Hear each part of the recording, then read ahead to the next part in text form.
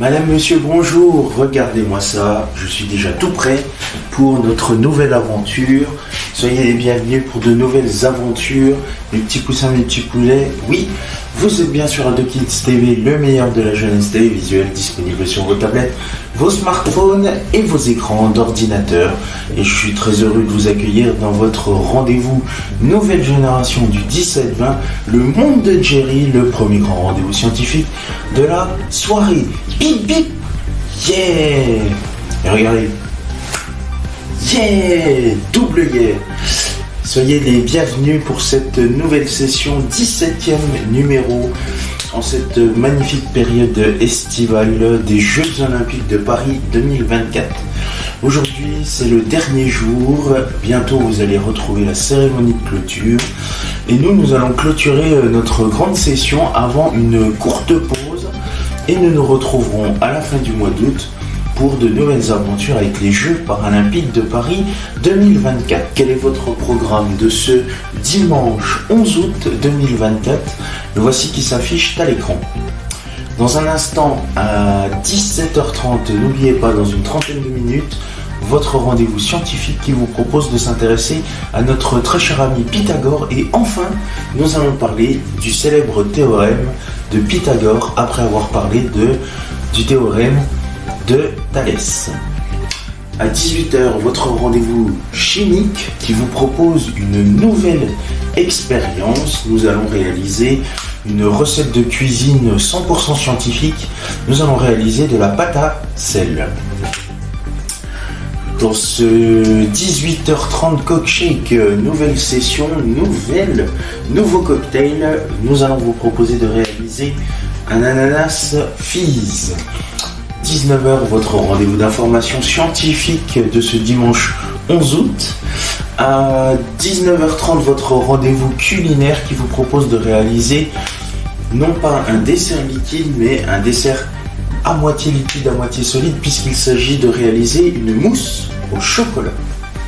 Vous connaissez notre programme par cœur avec extase. Voici notre dicton du jour, mais avant que je vous annonce le dicton du jour, dans un instant, notre 17h théma va démarrer. Et pour commencer notre aventure, nous allons nous intéresser aujourd'hui à une nouvelle thématique, puisque nous avons parlé de la logique mathématique, nous avons déjà parlé de l'arithmétique, de l'analyse, nous avons parlé également des mathématiques en général, et nous avons parlé également de l'algèbre. Cette fois-ci, nous allons parler d'un nouveau thème. Il s'agit, et ça tombe bien, avec le théorème de Pythagore, nous allons parler de géométrie. Restez bien branchés avec nous. Voici notre dicton du jour qui s'affiche à votre écran. On aime ce qui nous a émerveillés et on protège ce que l'on aime. Et c'est signé notre célèbre Jacques-Yves Cousteau, alias le commandant Cousteau. Vous savez tout sur tout, notre programme est paré et prêt à lancer. Et regardez. Bip bip, yeah. C'est parti pour de nouvelles aventures. On est bien chaud, on est bien en forme. Il est très exactement bientôt 17h. Soyez les bienvenus dans notre toute nouvelle émission, la nouvelle génération du 17-20. Voici le monde de Jerry. C'est parti, en route.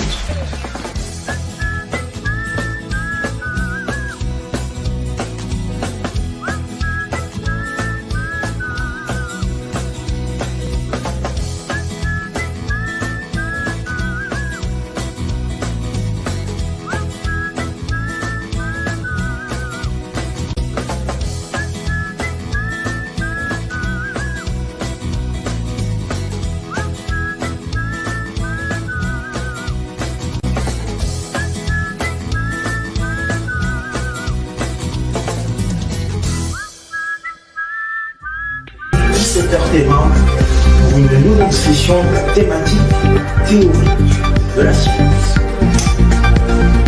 Vous savez, à chaque fois qu'il faut un stylo, c'est le matériel nécessaire, et même quand on regarde le Jerry, il y a toujours besoin de ça. Et vous êtes bienvenus dans ce musée, c'est un programme.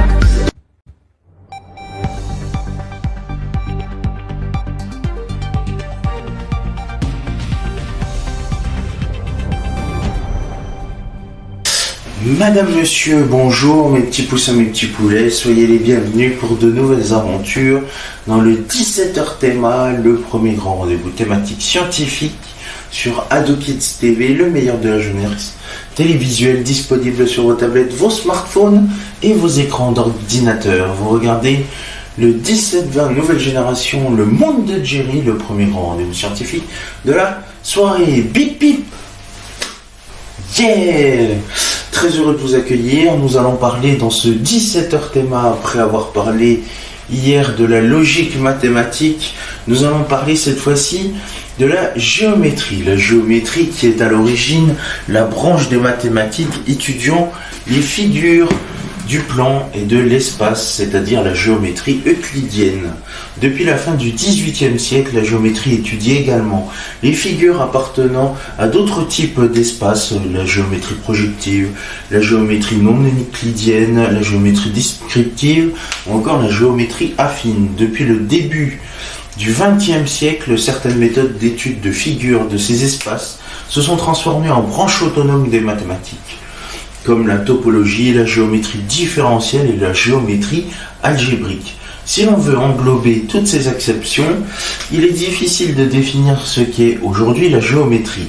C'est que l'unité des diverses branches de la géométrie contemporaine réside plus dans des origines historiques que dans une communauté de méthodes ou d'objets. D'ailleurs, le terme géométrie dérive du grec géomètre, arpenteur, qui vient de terre, et métron, la mesure. Ce serait donc la science de la mesure du terrain. Au XIXe siècle, Félix Klein réalise un important travail de synthèse qui participe à la classification des différents types de géométrie. Le programme d'Erlanger, en 1872, dans son approche, la géométrie est l'étude des espaces de points sur lesquels opèrent des groupes de transformation et des invariants associés. Suivant cette classification, le plan et la sphère, tous deux des espaces homogènes et isotropes de dimension 2, diffèrent par leur groupe de symétrie, le groupe euclidien pour l'un, le groupe des rotations pour l'autre. Ce travail mène à distinguer 5 branches à la géométrie. Nous allons en parler au fur et à mesure. La géométrie affine, la géométrie projective, la géométrie métrique, la géométrie euclidienne et la géométrie non euclidienne. Nous en parlerons dans nos prochains numéros, notamment pendant la période des Jeux paralympiques. Et ces disciplines, apparues avant le XXe siècle, constituent la géométrie classique. Au XXe siècle, la géométrie s'enrichit de nouvelles disciplines grâce aux liens faits avec l'algèbre. Géométrie algébrique, topologie. Les travaux d'Élie Cartan et de Sophus Lie mènent de leur côté à la géométrie différentielle. Enfin, Alain Connes introduit la géométrie non commutative qui trouve des applications en physique quantique. Au XXIe siècle, la géométrie se divise ainsi principalement en 6 sous-domaines. Donc on a dit la géométrie euclidienne, la géométrie analytique, la géométrie projective, la géométrie différentielle, les géométries non euclidiennes et la topologie. Henri Poincaré définit un espace géométrique par la liste des propriétés suivantes. En 1, il est continu. En 2, il est infini. En 3, il a 3 dimensions. En 4, il est homogène, c'est-à-dire que tous ses points sont identiques entre eux. Et en 5, il est isotrope, c'est-à-dire que toutes les droites qui passent par un même point sont identiques entre elles. Parlons de la géométrie affine. La géométrie affine, c'est l'étude des points et des droites sans notion de distance et d'angle. On en parlera plus précisément une prochaine fois. La géométrie projective, elle ajoute aux espaces de la géométrie affine des points à l'infini. La géométrie projective est la plus minimaliste, ce qui en fait un tronc commun pour les autres géométries. Elle est fondée sur des axiomes d'incidence, dont la caractéristique la plus notable est 2 droites distinctes coplanaires possèdent un unique point commun. D'ordre permet notamment d'ordonner les points d'une droite De ce point de vue, une droite projective s'apparente à un cercle car deux points définissent deux segments. Et de continuité, donc des axiomes de continuité, c'est-à-dire dans tout espace géométrique, on peut joindre un point à un autre par un cheminement continu. Il est l'axiome d'Archimède en géométrie euclidienne. Distinguer dans la géométrie projective des éléments impropres caractérise la géométrie argésienne, puis la géométrie affine naît de l'élimination de ces éléments impropres.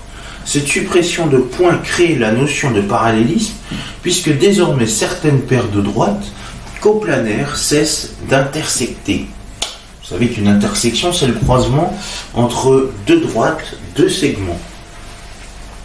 Le point impropre supprimé est assimilable à la direction de ces droites.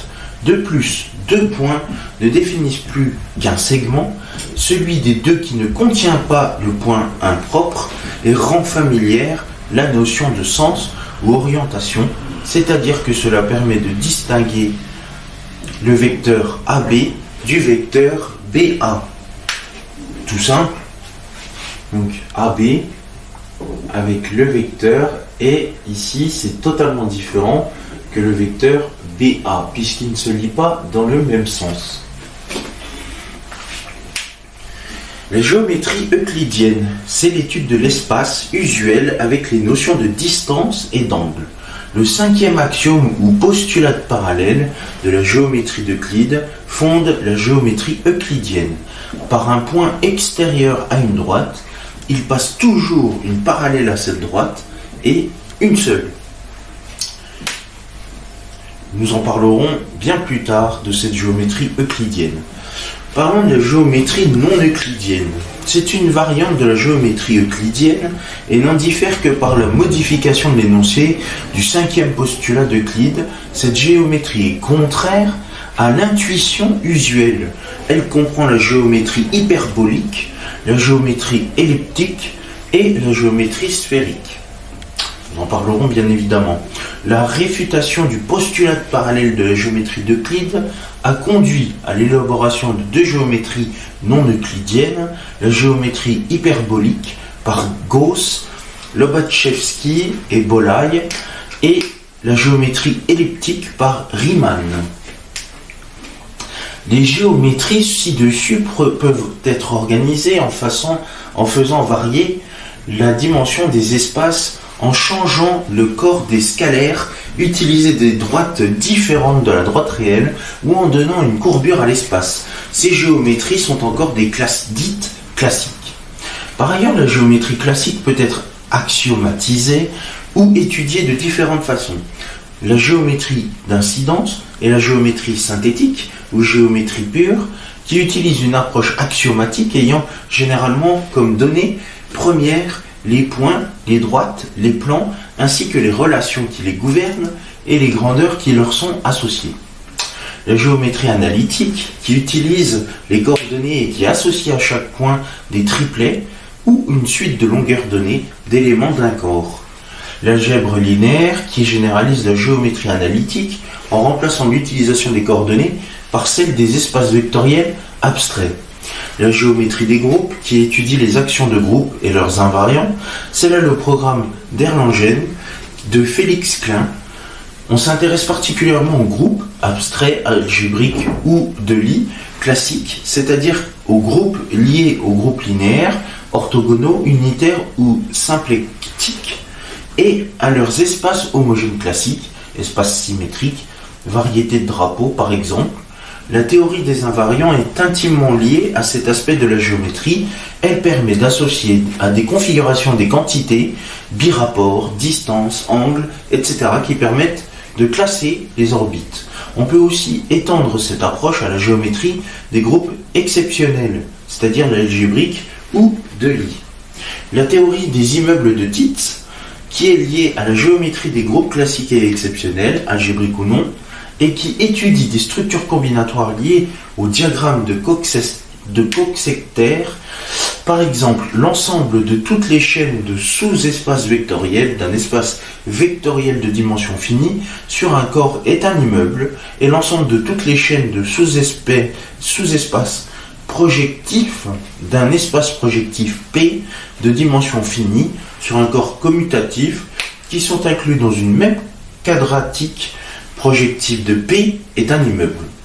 Il est remarquable que l'algèbre linéaire, espace vectoriel, forme quadratique, forme bilinéaire alternée, forme hermitienne et anti-hermitienne, etc. permettent de construire des modèles explicites de la plupart des structures rencontrées dans ces géométries. Cela confère donc à la géométrie classique une certaine unité. Il y a en géométrie différentielle et en géométrie algébrique des groupes de Lie et des groupes algébriques qui, eux, ont des espaces homogènes. Et la géométrie classique se ramène souvent à l'étude de ces espaces homogènes. Les géométries affines et projectives sont liées aux groupes linéaires et la géométrie euclidienne, sphérique, elliptique et hyperbolique sont liées aux groupes orthogonaux. Lorsqu'il y a des classifications explicites des groupes de Lie ou algébriques ou de leurs espaces homogènes, vérifiant certaines hypothèses, groupes de Lie ou algébriques simples, espaces symétriques, variété de drapeaux généralisés, espaces de courbure constante, par exemple, les principaux éléments de ces classifications sont parfois issus de la géométrie classique et les groupes auxquels sont associés ces géométries classiques sont liés aux groupes dits classiques. Groupes linéaires, orthogonaux, symplectiques par exemple. La plupart des géométries classiques sont... j'ai déjà sauté une ligne.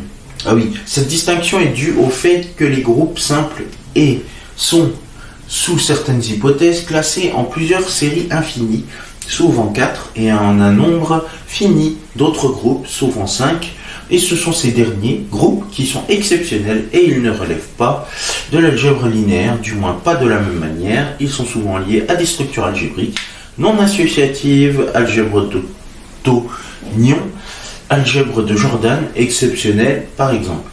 Au groupe de Lie ou algébriques simples sont associés des diagrammes de Dynquin, des sortes de graphes, et certaines propriétés de ces géométries peuvent se lire dans ces diagrammes.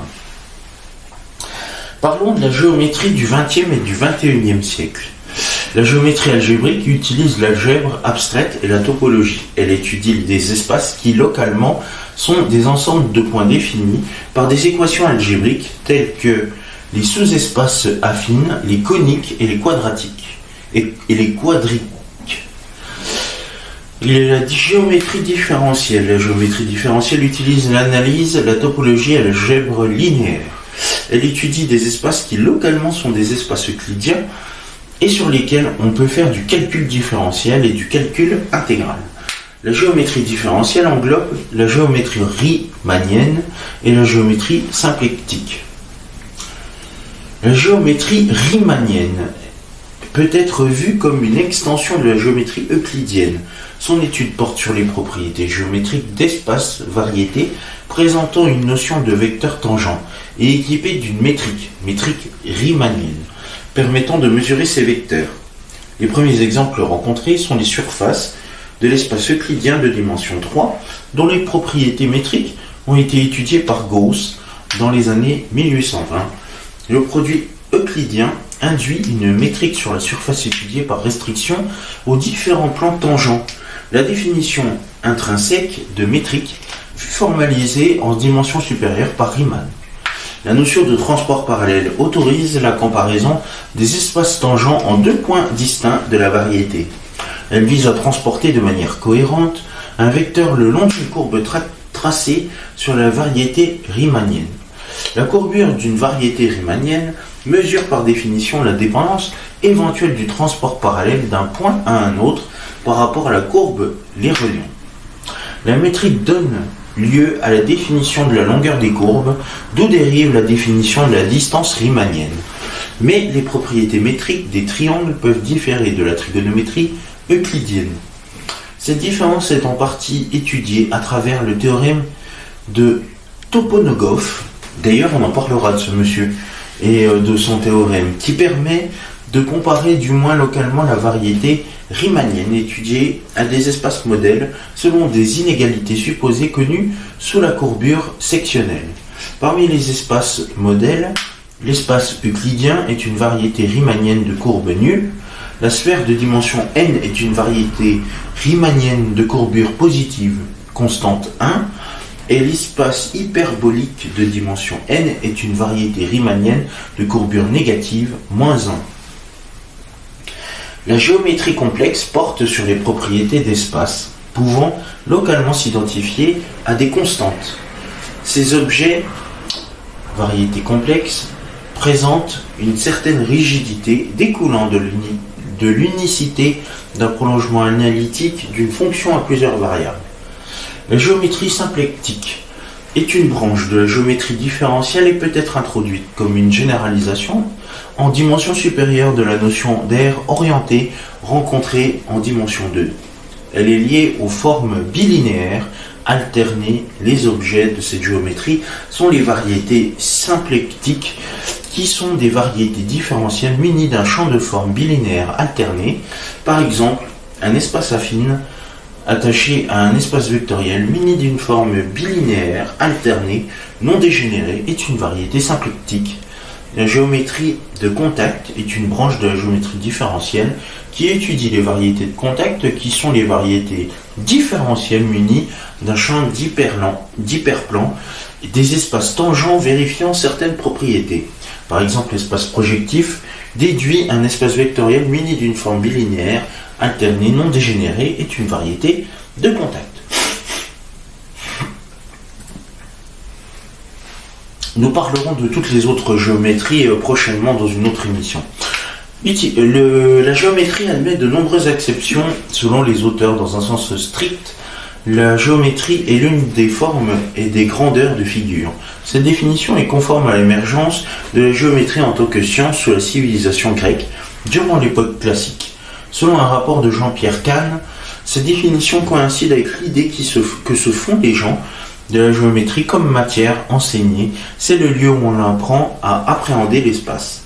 En 1739, Léonard Euler étudie le problème des 7 points de Königsberg. Ces travaux sont considérés comme l'un des premiers résultats de géométrie ne dépendant d'aucune mesure des résultats qu'on qualifiera de topologiques.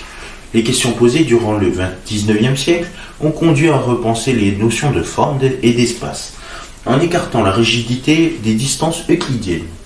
Il a été envisagé la possibilité de déformer continuellement une surface sans préserver la métrique induite, par exemple de déformer une sphère en ellipsoïde.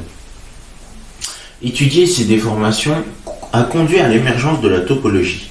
Ces objets d'étude sont des ensembles, les espaces topologiques, dont la notion de proximité et de continuité est définie ensemblistement par la notion de voisinage. Selon certains mathématiciens, la topologie fait pleinement partie de la géométrie, voire en est une branche fondamentale. Cette classification peut être remise en cause par d'autres. Selon un point de vue de Félix Klein, la géométrie analytique synthétisait en fait 2 caractères ultérieurement dissociés, son caractère fondamental métrique et l'homogénéité. Le premier caractère se retrouve dans la géométrie métrique qui étudie les propriétés géométriques des distances. Le second est au fondement du programme d'Erlangen qui définit la géométrie comme l'étude des invariants d'action de groupe. Les travaux actuels dans les domaines de recherche portant le nom de géométrie tendent à remettre en cause la première définition donnée. Selon Jean-Jacques Zesniark, la géométrie ne se construit pas sur la simple référence à l'espace, ni même sur la figuration ou sur la visualisation, mais se comprend à travers son développement. La géométrie est absorbée, mais en même temps nous paraît attribuer un sens au concept en donnant par ailleurs l'impression d'un retour au sens initial. Il révèle 2 mouvements dans la recherche mathématique qui a conduit à un élargissement ou à un morcellement de la géométrie. La procédure d'idéalisation consistant à montrer l'importance d'une structure en ajoutant aux objets mathématiques déjà étudiés. Au contraire, la procédure de thématisation consistant à dégager une nouvelle structure sous-jacente à des objets géométriques déjà étudiés. Dans le prolongement, la géométrie peut être abordée non plus comme une discipline unifiée, mais comme une vision de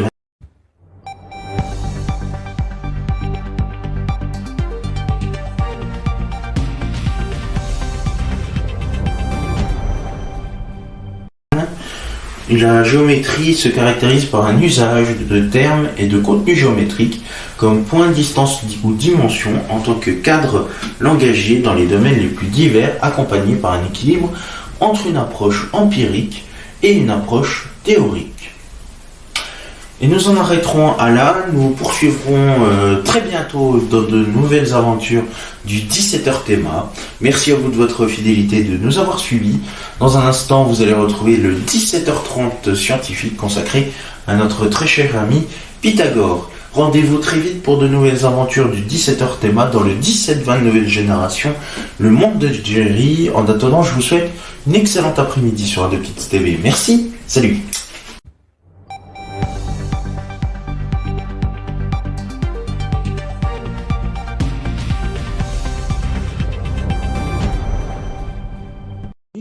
Mes petits poulets, vous pouvez voir s'afficher sur votre écran les réseaux sociaux, mais aussi le compte YouTube d'AdoKids TV. Commentez, likez sur Facebook et Instagram et abonnez-vous à la chaîne YouTube d'AdoKids TV. Et c'est ainsi que se termine ce 17h théma. Merci à vous de votre fidélité et de nous avoir suivis. Nous nous retrouverons pour de nouvelles aventures dès demain. Et tout de suite, il va y avoir votre rendez-vous scientifique le 17h30 avec l'histoire d'un des plus grands scientifiques de notre ère. Vous avez vu les réseaux sociaux, je vous embrasse et je vous souhaite une excellente fin d'après-midi sur AdoKids TV ensoleillée. Merci. Salut.